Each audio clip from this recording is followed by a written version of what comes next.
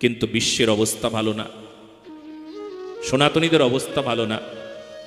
সনাতনীরা এই জন্যই কি দুর্বল হয়ে গেছে? তারা অন্যের মঙ্গল চায় বলে, তারা কারুর ক্ষতি করে না বলে সে কি দুর্বল?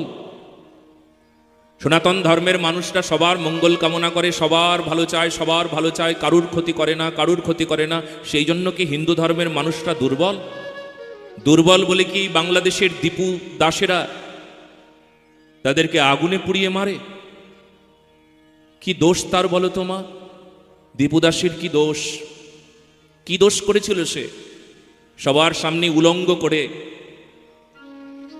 মারতে মারতে তাকে আধা মারা করে তারপর গাছে বেঁধে আগুন দিয়ে তাকে সবার সামনে জ্বালিয়ে পুড়িয়ে দিল।